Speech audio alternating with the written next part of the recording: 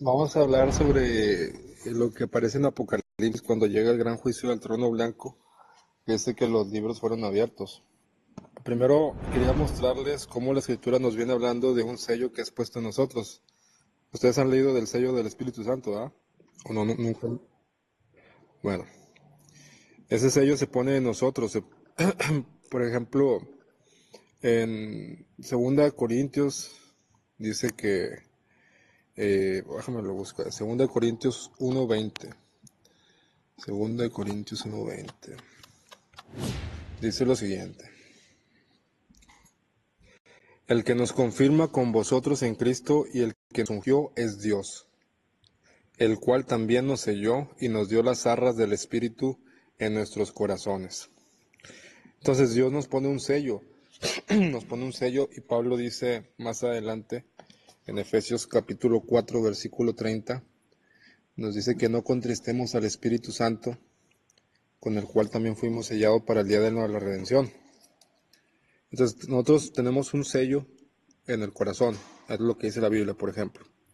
Y dice que ese sello fue puesto en nosotros para el día de la redención, ¿cierto? Entonces, la Biblia dice que, por ejemplo, en el Salmo 51, dice que me derramé como agua y mi corazón se derretía como cera en medio de mis entrañas. No es el 51, perdón, es el 22. Es el Salmo 22. Es cuando empieza diciendo, Dios mío, ¿por qué me has abandonado? Más adelante, cuando empieza a escribir lo que estaba pasando Jesús en la cruz, dice que se derramó como agua, que es una simbología del derramamiento del Espíritu Santo. Él es el Espíritu Santo, por eso él se iba a derramar como agua. Pero dice que su corazón se derretía en medio de sus entrañas como cera. Entonces, cuando ustedes van a ver la simbología del sello en la antigüedad, el rey, eso usualmente se hacía con el anillo del rey. Ahí hay un ejemplo en Esther 8:8 que dice: lo que sella el anillo del rey no será revocado. Por ejemplo, Josué, Faraón le da su anillo de sellar. Y hay varios textos que hablan de esto, ¿sí? Entonces, en la antigüedad, eso era como un certificado que la carta fue emitida por el rey, porque el rey tenía su anillo. De hecho, en la actualidad todavía hay anillos que tienen así como un relieve. Eso era porque era de la forma que se hacían, y ese relieve se imprimía en el sello. Se derramaba cera sobre una carta, sobre un edicto, sobre un rollo, y el rey certificaba que eso fue escrito por él, o fue girado por él, o él daba fe de lo que estaba sucediendo, y se ponía ese sello. En Esther 8:8 dice que todo lo que fuere sellado por el anillo del rey no será revocado. ¿Ok? Entonces, para entender esto, de por qué en el Salmo 22 dice, mi corazón se derretía como cera, es porque ya vimos que la Biblia dice en 2 Corintios 1:21 que fuimos sellados en el corazón. Entonces, para que nuestro corazón pueda ser sellado, tiene que estarse derritiendo como cera, para que pueda venir el rey e imprimir su sello. Ahorita vamos a ver unos ejemplos en unas sombras proféticas de cuándo es que se pone ese sello. Pero hasta ahorita el sello va en el corazón. Entonces dice más adelante en Jeremías 32. En Jeremías 32 dice: palabra de Yahvé vino a Jeremías el año 10º de Sedequías, rey de Judá, que fue el año 18º de Nabucodonosor. Entonces el ejército del rey de Babilonia tenía sitiada Jerusalén, y el profeta Jeremías estaba preso en el patio de la cárcel que estaba en la casa del rey de Judá, porque Sedequías, rey de Judá, lo había puesto preso, diciendo: ¿por qué profetizáis tú diciendo? Así ha dicho Yahvé: he aquí yo entrego esta ciudad de mano del rey de Babilonia, y la tomará, y Sedequías, rey de Judá, no escapará de la mano de los caldeos, sino que de cierto será entregado en la mano del rey de Babilonia. Y hablará él con él boca a boca, y sus ojos verán sus ojos, y hará de llevar a Sedequías a Babilonia, y allá estará hasta que yo le visite, y si peleare contra los caldeos no os irá bien, dice Yahvé. Dijo Jeremías: palabra de Yahvé vino a mí diciendo: he aquí que Hanamael, hijo de Salum, tu tío, viene a ti, diciendo: compradme a mí mi heredad que está en Anatot, porque tú tienes derecho a ella para comprarla. Y vino a mí Hanamael, hijo de mi tío, conforme a palabra de Yahvé, al patio de la cárcel, y me dijo: comprad ahora mi heredad, que está en Anatot, en la tierra de Benjamín, porque tuyo es el derecho de la herencia, y a ti corresponde el rescate. Comprarla para ti. Entonces conocí que era palabra de Yahvé, y compré la heredad de Hanamael, hijo de mi tío, la cual estaba en Anatot, y le pesé el dinero, y le di 17 ciclos de plata y escribí la carta y la sellé. Y la hice certificar con testigos y pesé el dinero en balanza. Tomé luego la carta de venta, sellada según el decreto y el derecho de costumbre. La copia la puse abierta. Y di la carta de venta a Baruch, hijo de Nerías, hijo de Masías, delante de Hanamael, el hijo de mi tío, y delante de los testigos que habían suscrito la carta de venta, delante de todos los judíos que estaban de pie en el patio de la cárcel. Y di la orden a Baruch delante de ellos, diciendo, así ha dicho Yahvé de los ejércitos, Dios de Israel, toma estas cartas, esta carta de venta sellada y esta carta abierta, y ponla en una vasija de barro para que se conserve por muchos días. Entonces, la historia te habla de que Jeremías fue echado a la cárcel por el rey Sedequías, el rey de Judá. Sedequías se enojó con Jeremías porque Jeremías le estaba profetizando pues de que iba a caer, que fue lo que sucedió cuando llegó Nabucodonosor a destruirlo. Y pues no es como que lo hiciera en contra de Sedequías, Jeremías solamente estaba diciendo lo que le dijo Yahvé que profetizara. Entonces Sedequías se enoja y lo avienta a la cárcel. Y dice que él estando en la cárcel vino Hanamael, el hijo de Salum, el hijo de su tío. Dice que fue a él y le vendió un terreno que estaba en la tierra de Benjamín. Y dice que él tenía derecho a comprar esa heredad. Él estando en la cárcel, paga ese dinero, el dinero de compra, y pone por testigos a todos los que estaban en el patio de Judá. Y escribe un decreto, que es un testimonio de que se dio fe de que él hizo el pago, y te dice que lo pesó en balanza. Él estando en la cárcel hace un pago, y el dinero lo pesa en balanza. Que eso tiene que ver con otro tema, que es cuando Jesús paga por nuestra redención, él estando en el Seol. Pero eso es otro tema. Entonces lo que vamos a ver aquí es la carta. Esa carta que él expide, que es un decreto o un testimonio escrito de que efectivamente él hizo ese pago. Y dice que hizo una copia de esa carta. Una copia que estaba abierta y una copia que estaba sellada. La que estaba sellada era la original y la que estaba copiada era la que estaba abierta. Y dice que eso lo mandó Jeremías a meterlo dentro de vasijas de barro. Entonces, en esta sombra profética, aparte de otros detalles que como eso lo del pago que se hace y todo esto, aquí nos habla de una carta que es puesta dentro de una vasija de barro. Las vasijas de barro por excelencia sabemos que nos representa a nosotros, al hombre, que es hecho del barro. Dios es el alfarero y nosotros somos de barro. Entonces, Él está poniendo dentro de nosotros una carta abierta y una carta cerrada. La carta abierta tiene exactamente lo mismo que la carta que está cerrada y sellada, pero a diferencia de la otra es que la carta abierta pues sí se puede leer, la otra no, la otra está sellada. Y sabemos que eso lo tenemos dentro de nosotros. Tenemos dentro de nosotros, ahorita lo vamos a ver, pero quédense con esto. Tienen una carta abierta y una carta cerrada que está sellada. Ok. Ahora, vamos a Isaías capítulo 8, verso 16. En el nombre de Jesús dice, ata el testimonio, sella la ley entre mis discípulos. Esperaré pues a Jehová, el cual escondió su rostro de la casa de Jacob, y en él confiaré. He aquí, yo y los hijos que me dio Jehová somos por señal y presagios en Israel de parte de Jehová y de los ejércitos que mora en el monte Sión. Y si os dijeren, preguntar a los encantadores y a los adivinos que susurran hablando, responded, ¿no consultará el pueblo a su Dios? ¿Consultará a los muertos por los vivos? A la ley y el testimonio. Si no dijeren conforme a esto, es porque no les ha amanecido. Amén, ¿sigo? Entonces, dice el texto del verso 16, dice, ata el testimonio y sella la ley entre mis discípulos. Así dice la traducción, dice, sella la ley entre mis discípulos. Ustedes lo pueden revisar en hebreo, y en hebreo dice, Seror, Ha, Edud, Hamot, Torah, Belimudadai, que se puede traducir como, por ejemplo, la última palabra que aparece ahí, que dice, Belimunadai, o Belimudai. Limudai significa discípulos o aprendices o algo por el estilo, como discípulos. Pero la palabra be quiere decir en, dentro. ¿Sí? Entonces la traducción dice, sella la ley entre mis discípulos. La traducción correcta es, sella la ley en mis discípulos o dentro de mis discípulos. Entendiendo esto, lo pueden revisar. Ese está en Hebreos 8, en Isaías 8:16.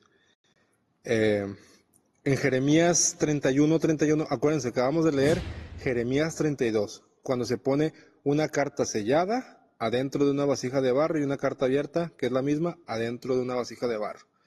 El texto que estamos leyendo ahorita dice que él iba a sellar la ley donde la traducción dice entre sus discípulos, sabemos que dice en sus discípulos o dentro de sus discípulos. Un capítulo antes de Jeremías 32, 32, de 32, 32, creo que es el 17, te viene hablando en el 31 de que Dios iba a poner su ley en dónde, en la mente y el corazón.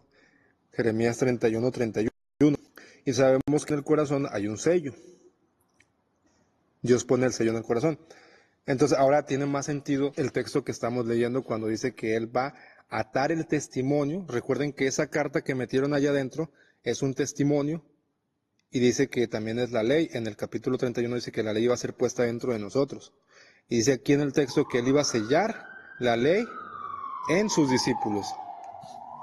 Ok, bueno. Vamos ahora a ver el tema un poco más a profundidad del sello. Vamos a leer Daniel. A ver, déjame lo digo. Creo que era Daniel 6. Daniel 6. Daniel 6 se desarrolla en el contexto del rey Darío. El rey Darío era un rey persa que estaba teniendo cautiverio al pueblo judío después del hijo de Nabucodonosor.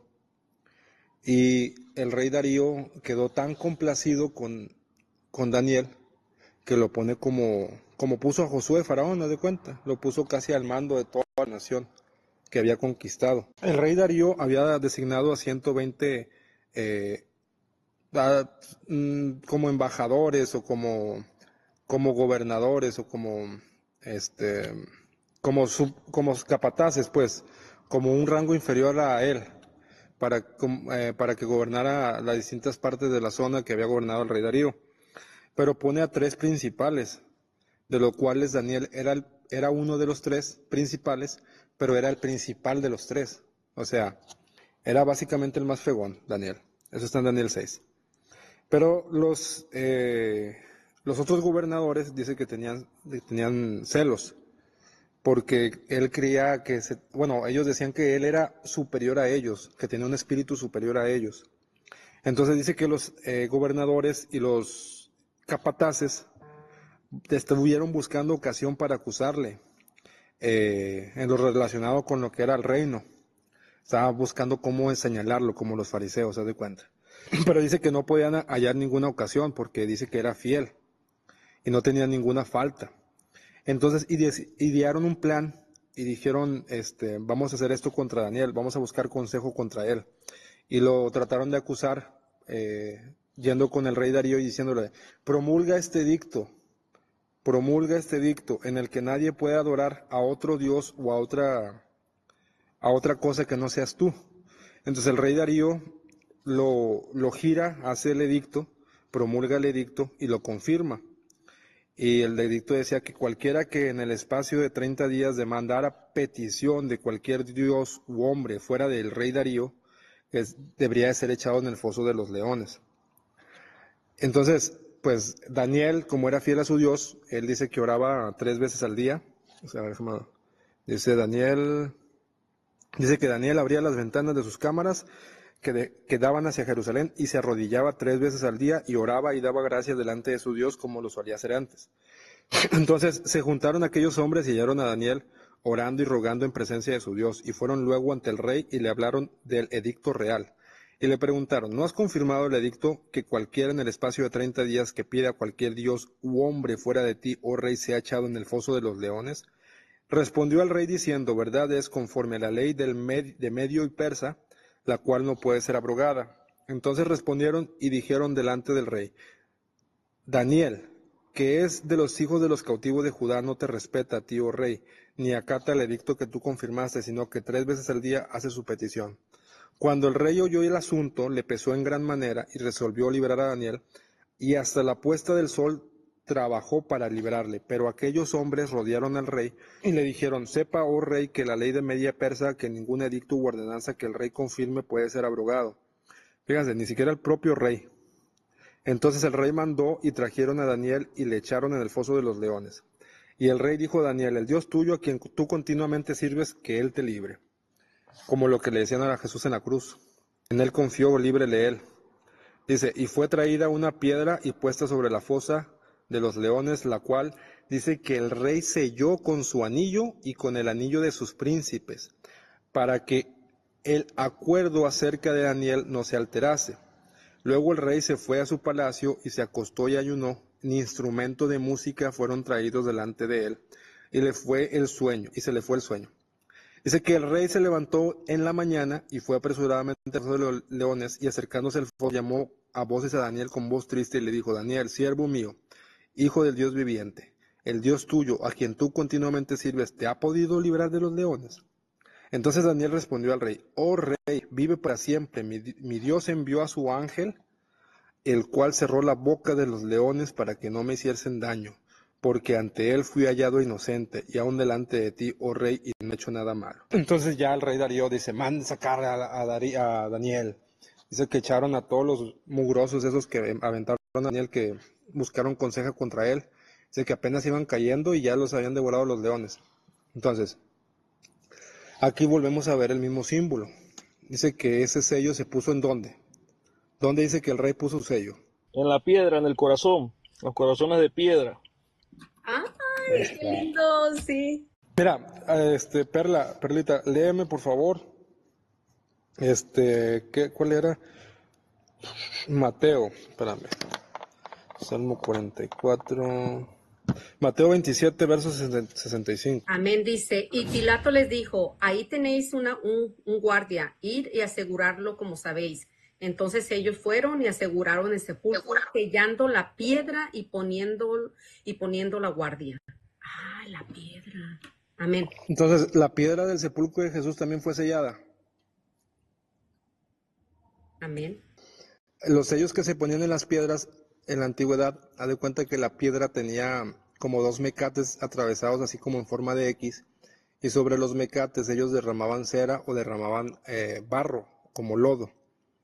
No sé si ustedes en sus países haya clausuras de establecimientos y vaya el gobierno y le ponga cintas, que dice este lugar permanece cerrado, y la ponen así como entre la puerta para que nadie las abra.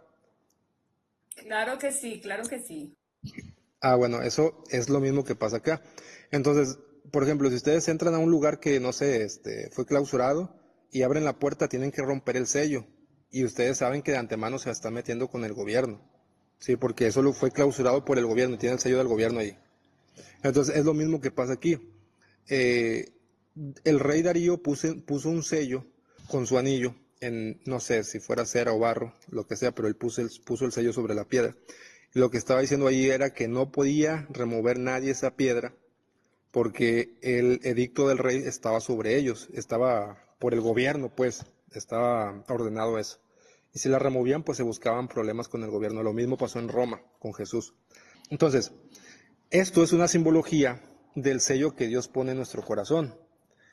Y Él pone ese sello ¿hasta cuándo? Dice que Él nos selló con el Espíritu Santo hasta el día de ¿qué? De la redención. De la redención, aleluya. Amén. Entonces, ¿cuándo es que Dios va a quitar ese sello? En el día de la redención. ¿Y eso cuándo sucede? En la historia que estamos viendo, cuando Daniel es sacado, dice que se levantó muy de mañana el rey Darío.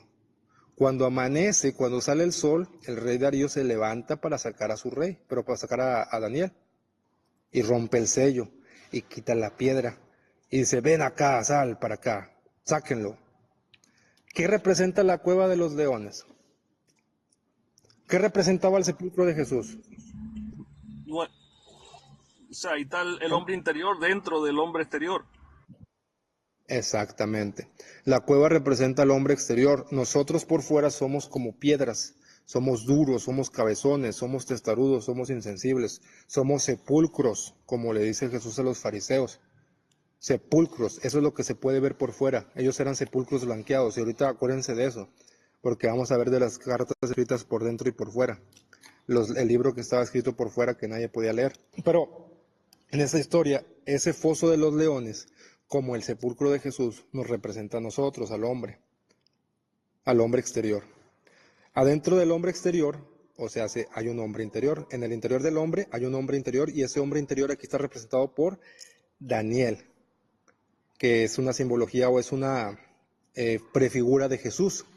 Dentro de nosotros está Jesús. ¿Y qué dice? ¿Por qué no sé, que había leones que se lo podían comer? Pedro dice que Satanás, ¿cómo anda? Como león rugiente buscando a quien devorar. Ajá. Ustedes saben que Dios es tentado dentro de nosotros. ¿Dónde fue tentado Dios? Jesús. Sí. En el desierto fue tentado Jesús. ¿Quién es como un desierto? No es Nosotros. cierto. Es el Salmo 78, verso 18. Dice en nombre de Jesús, dice, escucha pueblo mío, mi ley, inclinad vuestro oído a las palabras de mi boca. Abriré mi boca en proverbios, hablaré cosas escondidas desde tiempos antiguos, las cuales hemos oído y entendido, que nuestros padres no los contaron. No las encubrieron a sus hijos, contando a las generaciones venideras la alabanza de Jehová y su potencia y las maravillas que hizo. Él estableció testimonio en Jacob y puso ley en Israel, la cual mandó a nuestros padres que la notificaran a sus hijos, para que lo sepa la generación venidera y los hijos que nacieran. Y los que se levantaron lo cuenten a sus hijos, a fin de que pongan en Dios su confianza y no se olviden de las obras de Dios, que guarden sus mandamientos y no sean como sus padres, generación contumaz y rebelde, generación que no dispuso su corazón ni fue fiel para con Dios y su espíritu. Los hijos de Efraín, arqueros armados, volvieron las espadas en el día de la batalla. No guardaron el pacto de Dios, ni quisieron andar en su ley, sino que se olvidaron de sus obras y de sus maravillas que les había mostrado. Delante de sus padres hizo maravillas en la tierra de Egipto y en el campo de Zoán. Dividió el mar y los hizo pasar. Detuvo las aguas como en un montón. Les guió de día con nube y toda la noche con resplandor de fuego. Hundió las peñas en el desierto y les dio a beber como de grandes abismos, pues sacó la peña de corrientes e hizo descender aguas como ríos, pero aún volvieron a pecar contra él, rebelándose contra el Altísimo en el desierto. Pues tentaron a Dios en su corazón, pidiendo comida a su gusto, y hablaron contra Dios, diciendo, ¿podrá poner mesa en el desierto? He aquí, ha herido la peña, y brotaron aguas, y torrentes inundaron la tierra. ¿Podrá dar también pan? ¿Dispondrá carne para su pueblo? Por tanto, oyó Jehová, y se indignó, se encendió el fuego contra Jacob, y el furor subió también contra Israel, por cuanto no había creído a Dios ni habían confiado en su salvación.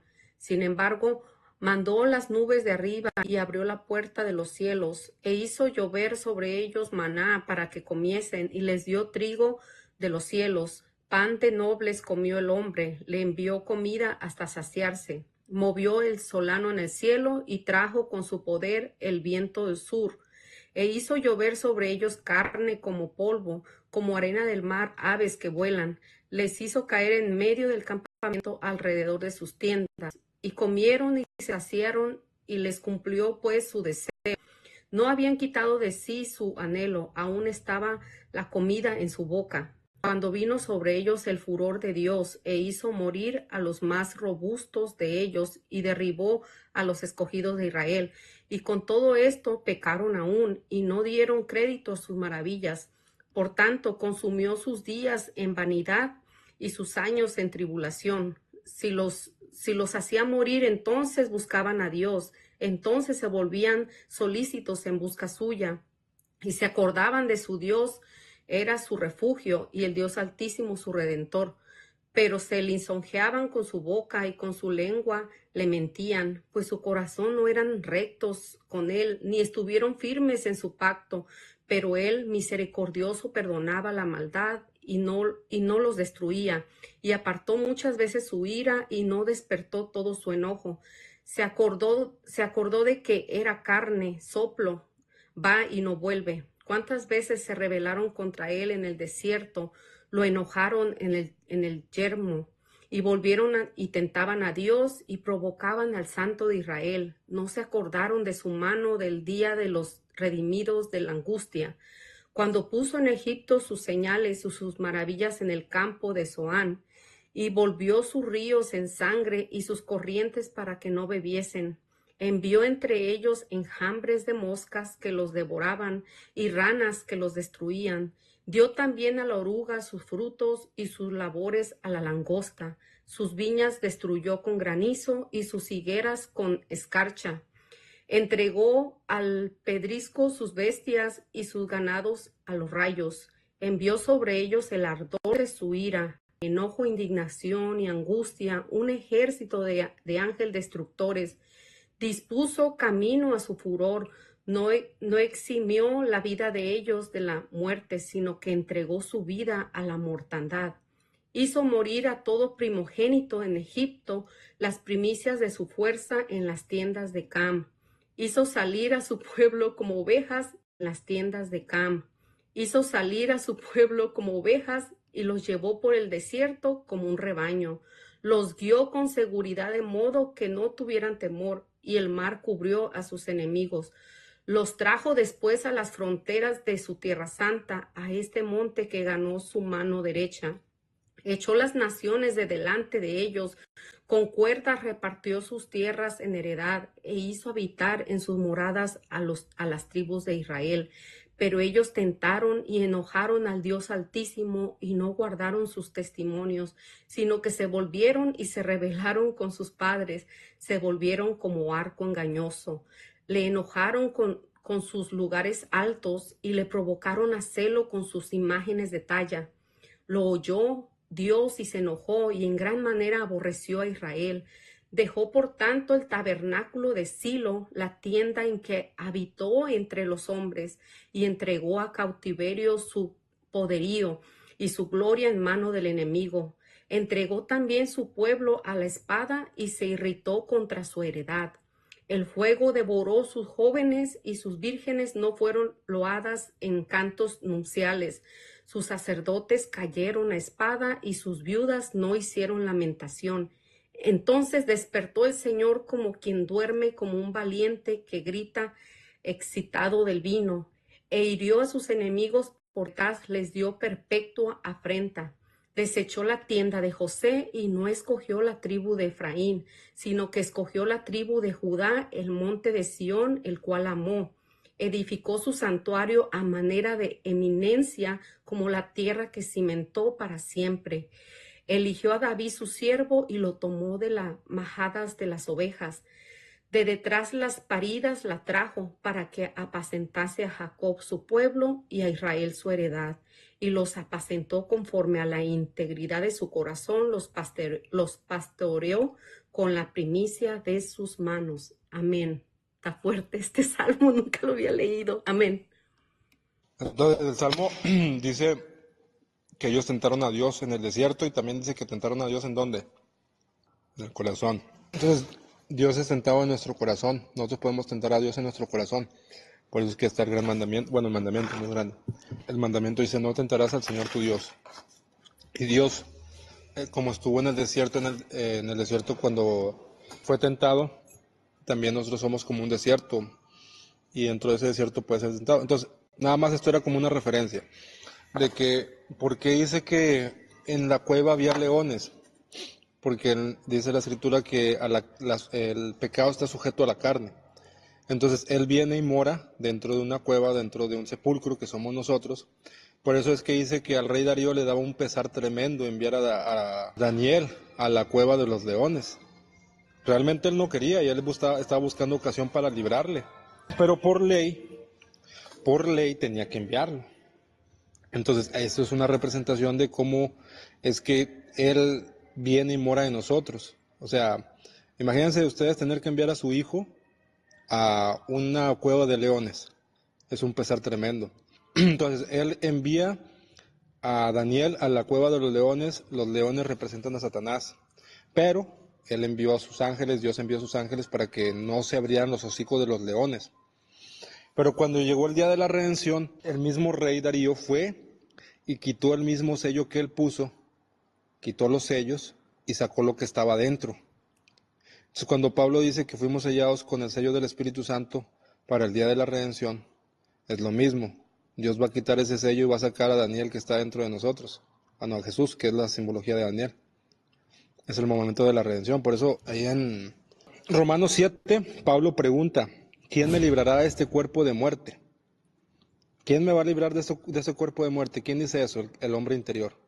El hombre interior está preguntando, ¿quién me va a librar de esta cueva, de este cuerpo de muerte, de este sepulcro? Así como Jesús se levantó y salió cuando fue quitada la piedra, la piedra fue removida, que si la piedra también representa más bien dicho al corazón de piedra.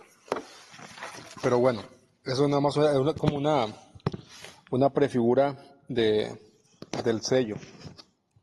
Sabemos que ese sello, ahora entendemos un poco mejor del sello que se pone en nuestro corazón con la sombra profética que hay en Daniel. Entonces, en Apocalipsis 5, vamos a leerlo. Dice, y vi en la mano derecha del que estaba sentado en el trono un libro que estaba escrito por dentro y por fuera. Este estaba sellado con 7 sellos. Dice que vio un ángel fuerte que pregonaba a gran voz, diciendo, ¿quién es digno de abrir el libro y de desatar sus sellos? Y ninguno, ni en el cielo, ni en la tierra, ni debajo de la tierra, podía abrir el libro, ni aun mirarlo. Y yo lloraba mucho porque no se había hallado a ninguno digno de abrir el libro, ni de leerlo, ni de mirarlo. Dice, he aquí uno de los ancianos me dijo, no llores, he aquí el león de la tribu de Judá, la raíz de David, ha vencido para abrir el libro y de desatar sus sellos. Entonces dice que ese libro estaba escrito por dentro y por fuera, y que nadie podía quitar los sellos ni siquiera leerlo. Ahora sabemos que la ley, en Éxodo 32, si mal no recuerdo, cuando Moisés baja con las primeras tablas del pacto, dice que las primeras tablas del pacto estaban escritas por los dos lados, por un lado y por el otro. Dice que estaban escritos por un lado y por el otro. Ese libro está escrito por dentro y por fuera. ¿Ok? Entonces, ¿por qué me habla de esto, de ese libro que está escrito por dentro y por fuera? Que tenemos la sombra profética ya con la ley. Las primeras tablas del pacto estaban escritas por ambos lados. Y recordemos que la ley fue sellada. Isaías 8:16 lo dice, en mis discípulos. Ahí en Isaías 29 dice que Dios derramó, dice, ofuscaos y cegaos, maravillaos, deteneos, embriagaos y no de vino. Porque Yahvé derramó espíritu de sueño sobre vuestros profetas y sobre vuestros videntes, de tal manera que si tuviera una visión, le será como visión de libro sellado, al cual si le dijeren, léenos lo que dice, y dirá, no puedo leerlo porque está sellado este libro. Entonces, es el libro que está escrito por dentro y por fuera, dice que está sellado. Ya vemos que la ley estaba escrita por dentro y por fuera y que también está sellada. Y solamente el Cordero es el que puede quitar el sello y mirar lo que está adentro escrito. Ahora sabemos que tenemos un sello en el corazón. ¿Quién es el único que puede ver lo que hay en el corazón del hombre? El Espíritu Santo, el Cordero, el León, Jesús. Dice que yo soy Yahvé el que escudriño la mente y el corazón del hombre. Entonces nosotros, dice Pablo, que somos cartas escritas y leídas por todos vosotros. Nosotros, por ejemplo, ¿cómo dice la Escritura? Que por vuestros frutos los conoceréis. Pero hay hipocresía y una persona puede dar apariencia o, como dice Pablo, falsa piedad. Y nosotros podemos, porque Jesús se lo dice, yo no juzgo a ninguno por vista. Vosotros juzgáis por lo que veis sus ojos, pero Él ve más allá de eso, Él ve el corazón. Entonces, la Biblia dice que está un libro que está escrito por dentro y por fuera. Nosotros sabemos que los hombres son como cartas leídas, pero nosotros podemos ver a los hombres y podemos ver lo que está escrito por fuera, el testimonio que es por obras. ¿Sí? No, pues yo puedo ver a una persona y nada, que se porta muy bien, pero yo no sé qué tenga en el corazón, porque dice que con su boca maldicen, con su boca bendicen, pero con su corazón maldicen. Y yo puedo escuchar a alguien que está así, hermanito, y que no sé qué, y que es el que el otro. Yo no sé qué tiene en el corazón. Yo no sé qué es lo que tiene escrito por dentro. Entonces, por ejemplo, Jesús dice, creo que es en Lucas, déjame lo busco aquí, Lucas 8:17. Me lo checo porque no estoy seguro si es este. Lucas 8:17. Vamos a ver.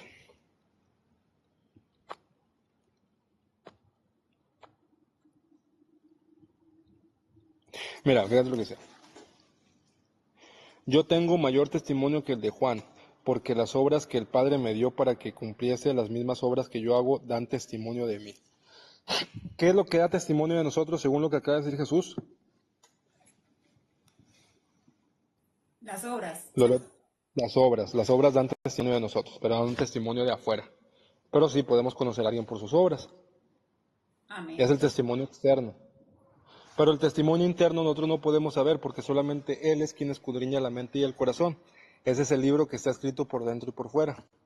Esa es la carta. Una carta, recuerden que una carta estaba sellada, pero la copia estaba abierta. La copia abierta la podían leer, esa no estaba sellada. Pero la copia que estaba sellada, esa no la podían ver porque estaba sellada. Y el único que puede quitar el sello es Jesús. Él es el que escudriña la mente y el corazón. Dice en Hebreos 4. Dice, porque la palabra de Dios es viva y eficaz y penetra hasta partir el alma y el espíritu y discierne los pensamientos y las intenciones del corazón del hombre. No hay cosa creada que no sea manifiesta en su presencia, que no esté desnuda. Entonces dice que la palabra de Dios es quien escudriña y discierne los pensamientos y las intenciones del corazón del hombre. ¿Cierto? Entonces la escritura me dice que yo tengo intenciones externas o intenciones internas, pero puedo reflejar otra cosa. Ahora, voy a leerles esto que escribí hace rato. Miren, fíjense lo que dice. Cuando los libros van a ser abiertos, vamos a ser juzgados conforme a lo que está escrito en ellos. Lo que hemos hecho es el testimonio de nuestras obras y en lo que hemos creído es el testimonio que hemos recibido en el corazón. El testimonio del Espíritu Santo, la Biblia dice que el Espíritu da testimonio a nuestro espíritu que somos hechos hijos de Dios. Entonces te habla del testimonio que es doble, el testimonio que revela una plenitud de nuestra vida ante Dios.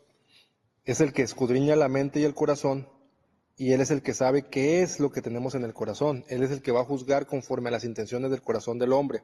Pero también va a juzgar conforme a las obras, porque puedes tener, no sé, muy buenas intenciones, pero no hacer nada. Porque recuerden que también Él pone el querer como el hacer. Entonces, en el juicio que aparece en Apocalipsis 20, no nada más es un acto de justicia, sino que va a revelar la totalidad de cada persona. O sea, es como la imagen que tiene aquí la hermana Estela. Él va a desplegar de lo que fuimos por dentro y de lo que fuimos por fuera. Es la confirmación de la verdadera transformación. Comienza, pues sí, en el interior, pero se refleja en las obras. Si tú tienes un testimonio guardado en el corazón, se va a manifestar en el exterior. También podemos tener algo fingido, podemos, como Pablo decía, tener fe fingida, ¿sí?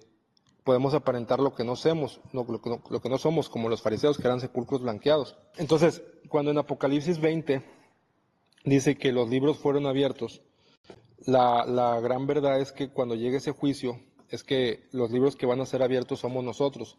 Los sellos que Dios va a actar va a ser el sello que Él puso para el día de nuestra redención. Y ahí es cuando va a escudriñar la mente y el corazón del hombre y va a ser juzgado cada uno por lo que esté escrito en los libros, dice el capítulo 20.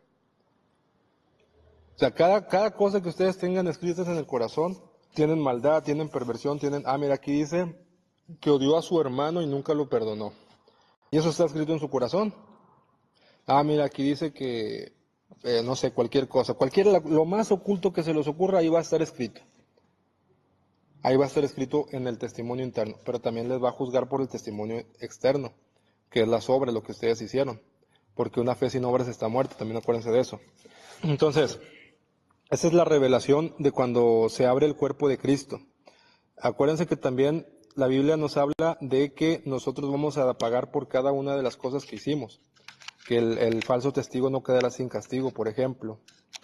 Entonces, imagínense, no sé, como ese libro que se abre, que es que el cuerpo de Cristo mismo. Entonces, el cuerpo de Cristo tiene heridas. Y van a decir, a ver, ¿esta herida quién la hizo? No, pues que Caín. Bueno, pues Caín va a pagar por lo que hizo el cuerpo de Cristo. Aquí está escrito lo que él hizo. Esa es la herida que le hizo Cristo. O esta herida tan grande que está acá, ¿quién la hizo? No, pues que fulanito. Bueno, ¿qué es? No, pues 20 años de drogadicción que hizo que cargara a mi hijo sobre sus lomos en una carne podrida. Bueno, esta herida la va a pagar él. Y la va a pagar conforme a lo que él hizo. Entonces, esa es la gran revelación de que en Apocalipsis los rollos, los libros que son abiertos, realmente somos nosotros. Nosotros vamos a ser abiertos y vamos a ser escudriñados, vamos a ser examinados a profundidad. Y no hay nada, dice la Escritura, que no hay nada que esté en lo oculto que no haya de salir a la luz. No hay ningún misterio que no vaya a revelarse. O sea, los secretos más profundos, lo que ustedes tengan más arraigado en su corazón, que tal vez ya ni siquiera se acuerden de él, pero ahí está. Todo eso va a salir a la luz y Dios va a juzgar conforme a eso. Dice en Proverbios, proverbio que me gusta mucho, ese Proverbio 15, verso 26, abominación es a Yahvé los pensamientos del malo. El perverso corazón nunca hallará el bien y Dios juzgará conforme lo que hay en él. Proverbio 15, 26 y Proverbio 17, 20. Fíjense que a Yahvé, la abominación para él también son incluso los pensamientos del malo, los pensamientos perversos. Entonces, no únicamente Dios va a juzgar por lo que hicimos, ¿sí? Va a juzgar las intenciones del corazón del hombre. El proverbio, en Isaías 55, verso 7 dice, deje el impío su camino y el hombre inicuo deje sus pensamientos malvados. En Zacarías 8:17 dice, ninguno piense mal en su corazón contra su prójimo, ni améis el falso juramento, porque todas estas cosas son las que aborrezco, dice Yahvé. Dice Jeremías 4, verso 14, lava tu corazón de la maldad, oh Jerusalén, para que seas salva. Entonces debemos de tener un corazón íntegro, un corazón limpio, porque todo lo que está escrito en él, cualquier odio, por más pequeño que sea, cualquier rencor, cualquier envidia, cualquier maldad, todo eso va a ser abierto cuando Dios quite el sello, cuando llegue el momento de la redención, los libros van a ser abiertos, todos nosotros vamos a ser abiertos. Ya ahí se acabó de, no, me guardo esto, no quiero revelar esto, o sea, ya, todo eso va a quedar a la luz. ¿Sí? A veces escondemos cosas por no querer humillarnos a nosotros mismos, pero la Escritura dice que el que se exalte será humillado y el que se humille será exaltado. Y todo eso a final de cuentas va a salir a la luz. No hay nada que se pueda esconder de Dios. Y Él, hasta lo más mínimo, lo más profundo, lo que esté más profundo en las entrañas del hombre, Dios lo va a saber, bueno, ya lo sabe, pero Dios lo va a echar en cara. Va a decir, a ver, aquí está escrito esto. Te puedes hacer loco, te puedes engañar a ti mismo. No, esto no. Pero ahí está, tú sabes que ahí está. No quieres pensar en ello, pero ahí está. Y Dios va a revelar esos libros, va a abrir los libros y va a juzgar. ¿Sí? Entonces, las cartas que están en las vasijas de barro, Daniel adentro de la fosa de los leones, ahora sabemos que nos representa a nosotros, que es Cristo en nosotros, adentro de nosotros están leones que tal constantemente, ahí está Satanás, está aventando dardos a la mente del hombre, ¿sí? Y dentro del corazón del hombre, Dios puede ser tentado, dentro del hombre. Es una lucha constante, porque es una lucha contra la carne, no es una lucha contra la carne y la sangre, contra huestes y potestades. Los Satanás ya saben cómo anda, como león rugiente.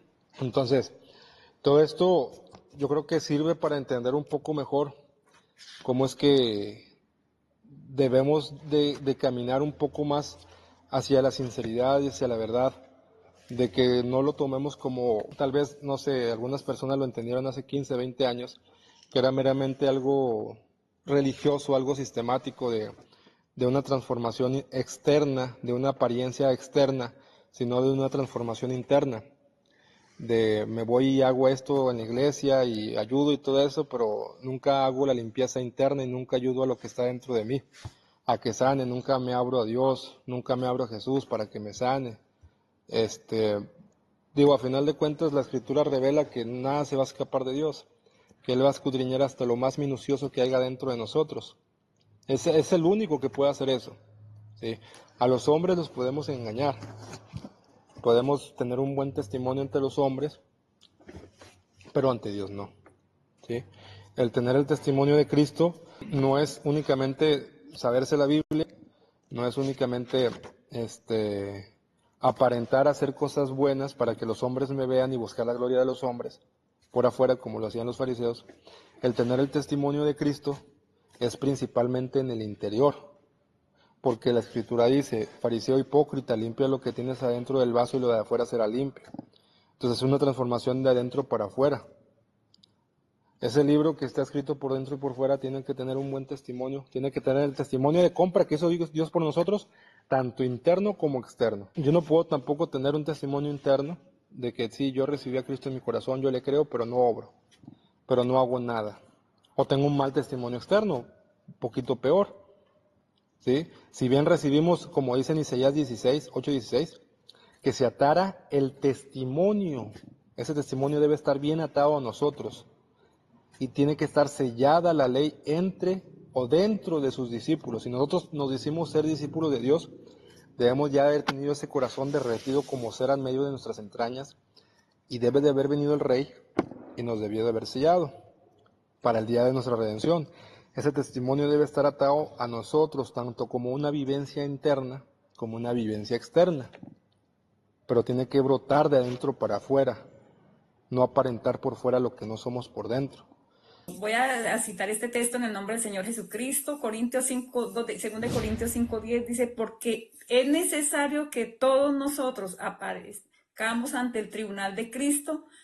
Esa es otra traducción, para que cada uno reciba según lo que haya hecho mientras estaba en el cuerpo, sea bueno o sea malo.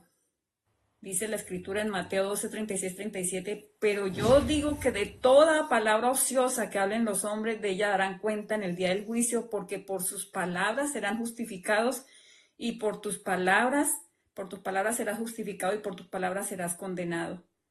Y también dice Romanos 12, 8, el cual pagará cada uno conforme a sus obras, vida eterna a los que perseverando en bien hacer, buscan gloria y honra e inmortalidad, pero ira y enojo a los que son contenciosos y no obedecen a la verdad, no obedecen a Jesucristo.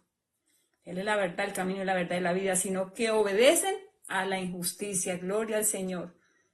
El tema de Jeremías, ese también está muy bueno, ese es como para hacer otro estudio. De Jeremías 32, cuando él es echado a la cárcel. Ay, Ahí, sí. ajá. Y fíjate, esas dos cartas, hermanita Estela, una carta, o sea, si querían comprobar, a ver, ese pago que hizo Jeremías por el terreno que compró, por 17 ciclos creo que era de plata, de oro, no recuerdo, pero fueron pesados en balanza. Él estando en la cárcel, él estaba en la cárcel y en la cárcel él hizo ese pago. Bueno, esa tierra que compró somos nosotros somos esa heredad.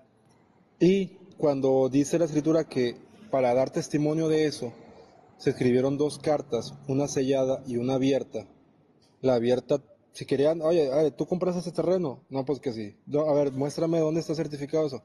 Ah, bueno, y agarraban la copia que estaba abierta y esa es la que podían leer todo el mundo. Si quería recibir un testimonio de que efectivamente fueron comprados o fue comprado el terreno. Pero había otra carta que estaba sellada, esa no la podían leer porque estaba sellada, solamente la que estaba abierta. Y sucede lo mismo, a ver, muéstrame tus obras. Ah, bueno, tus obras dan testimonio que sí crees en Dios, ¿por qué? Porque lo obedeces, haces esto, haces el otro. Pero la otra carta que está sellada está reservada para Dios. Él es el único que sabe las intenciones del corazón del hombre. Él es el único que escudriña la mente y el corazón. Entonces es un testimonio doble. Eso es lo que dice la Biblia, que el testimonio de dos hombres es verdadero. Es el testimonio del hombre interior y el testimonio del hombre exterior. Es el testimonio que está escrito por fuera y el testimonio que está escrito por dentro. Entonces tienes que tener los dos, el testimonio interno y el testimonio externo. Si ahí se rompe algo, pues la Biblia dice que tienen que ser dos testigos los que den testimonio de ti, para que sea verdadero, no solamente uno. Entonces nos quedamos cortos si nosotros queremos tener un testimonio interno, pero nuestras obras son malas, antes bien invalidamos el testimonio interno. Si nosotros tenemos un testimonio externo, pero sabemos nosotros mismos de antemano, porque dice, ¿quién conoció lo que hay en el hombre sino el espíritu del hombre que está en él? Entonces sabemos que lo que hay de antemano en nuestro corazón es malo, estamos siendo hipócritas. Y también no se toma por verdadero el testimonio, porque solamente está dando un testimonio externo, y es hipocresía. Entonces, ¿cómo es que es válido el testimonio? Cuando es doble. Cuando Cristo en tu corazón ya hace la sanidad, te renueva, te hace un hombre nuevo, y te sella en el corazón como la carta esa que está sellada y da testimonio de que compró eso. Y cuando por fuera estás teniendo un buen testimonio y estás obedeciendo y crees en lo que Dios te selló, que te ofrece una vida nueva, todo eso, y le obedeces. El testimonio, por eso dice, creer el testimonio que yo hago por obras. Entonces los demás también deben de creer nosotros por el testimonio que hacemos por obras. Si no tenemos uno de los dos, estamos fregados. Porque la ley dice, es por ley, que tiene que ser un testimonio de dos para que sea verdadero. Adelante. Amén, gloria a Dios. Mira, hermano, le voy a agregar este que dice, oh Señor de los ejércitos, que pruebas al justo, que ves las entrañas y el corazón. Vea yo tu venganza sobre ellos, pues a ti he encomendado mi causa. Y luego Jeremías 21:14 dice, yo os castigaré conforme al fruto de vuestras obras, declara el Señor, y prenderé fuego en su bosque que consumirá todos sus alrededores. Amén. La ley dice que no le aumentes ni le quites. O sea, la ley. No podemos aumentar. Y esa ley está en nuestro corazón. Entonces, lo que era la levadura era una añadidura que se le hacía al pan en este caso. Y es la misma simbología de la ley. Si en nuestro corazón ya Dios pone su ley, pero nosotros nos envanecemos y decimos, bueno, yo sé en mi corazón porque Dios ha puesto su ley en mi corazón, que esto que yo quiero hacer está mal. Pero yo le aumento y trato de justificar lo que hago y termino invalidando lo que dice Dios en el corazón, la ley que puso en mi corazón. Por ejemplo, no sé,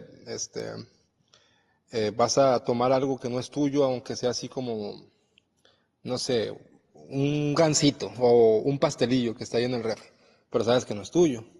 Entonces tú lo tomas, pero tú de antemano te tiene que llegar ahí el aviso que te da Dios en el Espíritu. Dice, no, pues eso no es tuyo, eso es robar. Sí, pero es un pastelito. Pero es robar, no es tuyo, eso es injusto. Mejor, no sé, ve y dile de quién es y te lo puede dar o te lo vende o no sé. Pero no lo agarras así porque está mal. Pero es un pastelito y lo agarras. Entonces eso es añadirle, eso es invalidar el mandamiento y hacer lo mismo que hacían los fariseos, que ponían mandamientos de hombre y terminaban invalidando la ley. Lo dice en que vosotros por vuestra tradición invalidan el mandamiento. Entonces, en el corazón está el mandamiento, está la ley. Y en el corazón nosotros podemos aumentarle o quitarle. Por ejemplo, ahí, no sé, dice que eso es injusticia, pero tú le quitas. Y dice, sí, pero es un pastelito, entonces no es injusticia. Entonces, hay que tenerlo bien en cuenta. De que sí, se te habla de la ley, de la escritura, pero esa escritura también está en nuestro corazón. Y en el corazón podemos añadirle o quitarle a la palabra que Dios esté mandando. No sé si a mí me ha pasado, yo por eso lo entiendo, de que trato de aumentarle a la orden que me da Dios en el corazón. Y con ejemplos así bien simples lo pueden ver ustedes también. De que ustedes saben de antemano porque Dios les está hablando, le dices, esto es así, pero ustedes dicen, no, pero, o sea, es el consejo que les está dando Dios, pero ustedes escuchan más su propio consejo. Por eso en Proverbios 1 dice que al final van a ser hastiados de sus propios consejos. Dice, fíate de Yahvé de todo tu corazón y no te apoyes en tu propia prudencia. Entonces eso es bien, bien importante también, que es el mismo tema de esa ley que está sellada. Si nosotros le movemos cualquier cosa a lo que Dios puso en nuestro corazón, estamos perdidos. No podemos adulterar la ley.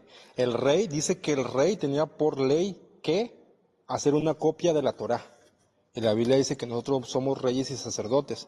Dice que tenemos que copiar todo lo que vemos hacer al Padre. Entonces yo veo que mi padre fue a morir a la cruz, pero yo no quiero.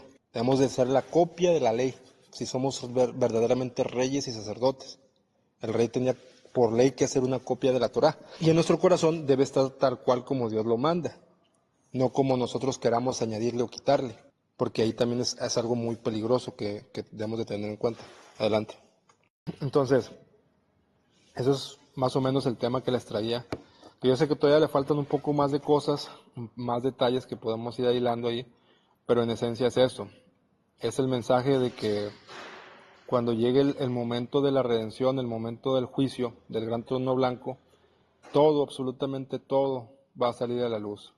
Cristo va a ser sacado de esa cueva de leones, de ese sepulcro frío, y todos van a rendir cuentas, ¿sí? De lo bueno y de lo malo que hicieron. ¿Qué parece el tema? Adelante, los escucho. Aleluya. Gracias, Señor, por ese tema. Gracias, Señor. El Señor nos sigue hablando al corazón. Esa es directo, esa espada que entra. Espada de dos filos. En un mundo que a menudo nos distrae de lo esencial y realmente importante, Nación Santa emerge como un refugio para aquellos que buscan una comprensión más profunda y personal de las Sagradas Escrituras. No nos conformamos con la superficie.